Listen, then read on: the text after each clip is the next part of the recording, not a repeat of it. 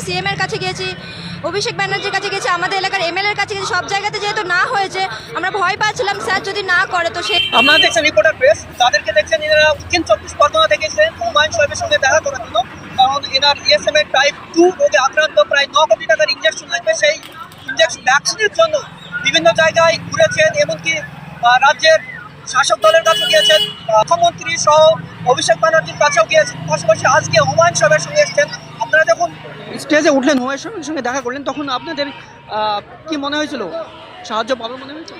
অবশ্যই মনে হয়েছিল যে সাহায্য পাবো। স্যার বলেছেন যে বাড়িতে, এখানে তো একটা ধর্মীয় জায়গা, এখানে যেহেতু কথা বলা সেইভাবে যাবে না, যেহেতু সেই জন্য স্যার বলেছেন আর স্যারের বাড়িতে যাওয়ার জন্য, তো সেখানে গিয়ে স্যার কথা বলবেন বলেছেন। কি রোগ? ESM এর 2? হ্যাঁ, ESM এর টাইপ 2 রোগে আক্রান্ত। কত টাকার ভ্যাকসিন লাগবে? 9 কোটি টাকার ভ্যাকসিন লাগবে। আপাতত আমাদের এখন 1.5 কোটি টাকার প্রয়োজন। 1.5 কোটি টাকা হলে বাচ্চাটার ট্রিটমেন্টটা আমরা শুরু করতে পারবো। 7 কোটি হয়ে গেছে। হ্যাঁ হ্যাঁ। আপনাকে দেখলাম আপনি স্টেজে কান্না করছিলেন মনে হলো, কেন? কারণ ডাক্তার বলেছে যে ওকে দ্রুত যতদূর সম্ভব ইঞ্জেকশন যদি না দেওয়া যায় তাহলে ওকে বাঁচানো যাবে না।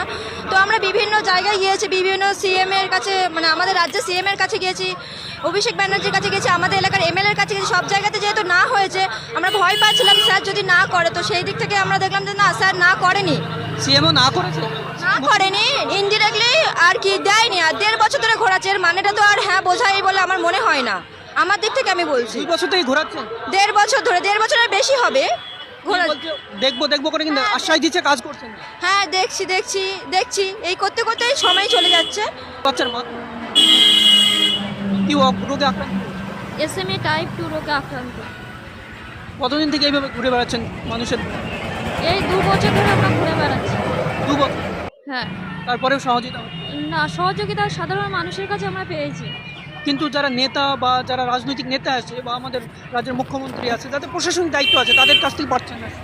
মানে সহজে ওনারা আশ্বাস দিচ্ছেন কিন্তু হেল্প করছেন, যে এই বিষয়টা আমরা দেখছি, চিন্তা ভাবনা করে দেখছি, কিন্তু সময়ের সাথে সাথে আমার বাচ্চার বয়সও বাড়ছে, ওর জীবনের ঝুঁকি বাড়ছে। হ্যাঁ। সেজন্য আপনার প্রতিবেশী না? আমার প্রতিবেশী নয়, এই একজন দাদার থেকেই আমার এর সঙ্গে আলাপ। সেই সূত্রে আমি কথা দিয়েছি যতদিন না বাচ্চাটা সুস্থ হবে আমি ওর সাথে থাকবো, পাশে থাকবো। এটুকুনি আমি মানুষ হিসাবে, humanity। অবশ্যই একদম আমি মানুষ হিসেবে মানুষের পাশে থাকবো, এটাই হচ্ছে আমার ধর্ম। আর আমার ধর্ম শেখায় সবসময় মানুষ হয়ে মানুষের পাশে থাকো, মানুষের সাথে থাকো। বর্তমানে রাজ্যে গোটা দেশে হিন্দু মুসলিমদের মধ্যে একটা দ্বন্দ্ব সৃষ্টি হয়, সেখানে দাঁড়িয়ে আপনি একজন মুসলিম পরিবারের পাশে দাঁড়াচ্ছেন কেন? আমি দাঁড়াচ্ছি কেন, আমি বার্তা এটাই দিতে চাই যে আমাদের সবথেকে বড় ধর্ম হলো মানব ধর্ম। আর আমি এটা বিশ্বাস করি মানে কর্মের মধ্যে